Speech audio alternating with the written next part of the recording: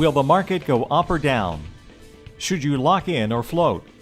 Find out this and more with Master of the Markets, hosted by Barry Habib of MBS Highway. Brought to you by Paramount Residential Mortgage Group.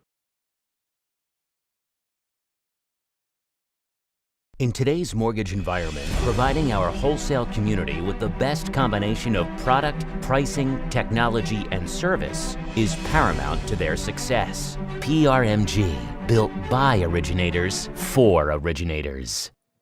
Welcome to another edition of Master of the Markets. I'm Barry Habib at MBS Highway. This is created exclusively for Mortgage News Network and brought to you by our good friends at PRMG who are working for your best interest. When we take a look at last week, we had the big jobs report. We got some jobs numbers in there, and mortgage bonds actually didn't do too badly. The jobs number was a miss. However, the unemployment rate ticked all the way down to 3.9%. Now, you'd be thinking about this and saying, wow, 3.9% unemployment. We haven't seen that number since the year 2000, 18-year low. What's going on here, and why aren't mortgage bonds behaving worse if the job market's that good?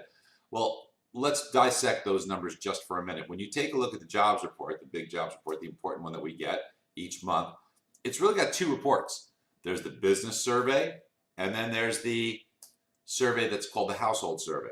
You get the headline number for job creations out of the business survey, but it's the household survey that's the one that gives you the unemployment rate. And in the household survey, how about this? They showed only 3,000 jobs created in the month of April. 3,000 net, so 3,000 more jobs created than jobs lost. So how in the world did the unemployment rate go down? It went down because the labor force shrunk. 236,000 people left the labor force, which meant that the overall pool of workers was smaller. So the number of unemployed divided by the smaller pool of workers goes down to 3.9 from 4.1%. So the media, of course, is going to look at this and say, oh, wow, things are all great. But here's the thing. Everybody's wondering why wages aren't rising at a faster clip with the labor market being so tight. And it's because you have this very large pool of people on the sidelines that are not in the labor force. So as opportunities come up, yes, sometimes you're using the same pool of workers, but you're also bringing people sometimes from the outside into the labor market. And that's what's helping to keep wage growth under wraps, so to speak. Now, would we like to see wages grow up? Yeah, sure. Especially if it affects us, we'd like to see wages go up. But it is an inflation component that could affect and hurt interest rates. So because this was relatively modest, at 2.6% on the hourly earnings number that it rose year over year, and the weekly number, now I like to look at the weekly number more. Why? Because if you've got somebody working for you, paying them an hourly wage, and you start to get busier, you not always are going to pay them more per hour, you may give them more hours. So even though their hourly earnings might not have gone up, they are bringing home more money. So that number rose by 2.9% versus the 2.6% hourly number. So people are getting some increases. People are bringing home some more money. It's just not at a fever pitch and a pitch that you would imagine with a 3.9% unemployment rate. Now, when we take a look even closer at this, I want you to imagine dividing the pool of workers into four quadrants, the lowest earning quadrant and then the other three above them.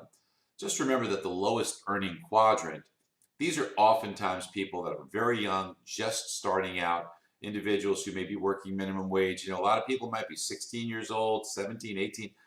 These aren't people that are going to enter the housing market, so to speak. So when you take a look at the overall numbers and you say, okay, in aggregate it rose 2.9%, I want you to think about this. If you take out the bottom quadrant, those people who really aren't going to be looking at homes, the other three rose closer to 5%.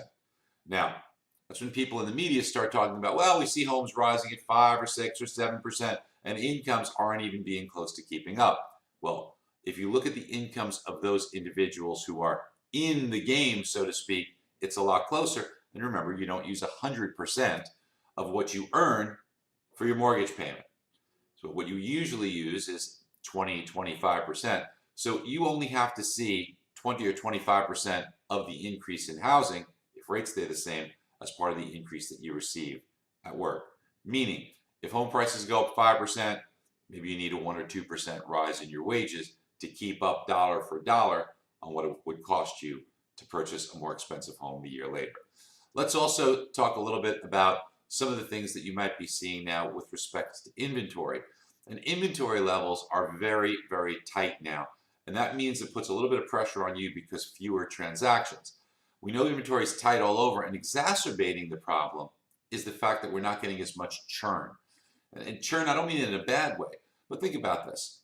If somebody is selling their home, they put their home on the market, does that add to inventory? It doesn't really, because now they need a place to live and they probably buy a home. So net, it doesn't add to inventory. However, it creates a couple of transactions, right? You've got to sell, you've got to buy. But because people now are looking at, I've got an interest rate below 4% maybe, I'm looking at a new interest rate if I would move closer to 5%, you might be thinking about this and saying, it's not only the typically move up an increase in price plus appreciation in price, increase that way, but now it's an increase in dollars. Perhaps they're staying put a little bit more. Now, as I said, that would not have impacted inventory, but it makes for fewer transactions. And not only that, when you take a look at refinances, and this week we've got data, refinances shrinking to its lowest level in a couple of decades, we really need to focus on the purchase side and add more value. And some of the things we do in MBS Highway does that very, very well. If you haven't taken a look at it, ask for a demo, take a look at our site, and come in for a trial. We can really help you be your realtor's best friend and close more purchase transactions. All right, team, I hope you guys have a great week ahead. Talk to you next week. Bye-bye. PRMG continues to provide our wholesale partners across the nation with better technology, better product, better pricing, and better service. Our nationally recognized brand is more than just an image. It is a symbol of integrity. PRMG, built by originators for originators. Be sure to click on the link below for your free 30-day MBS Highway trial.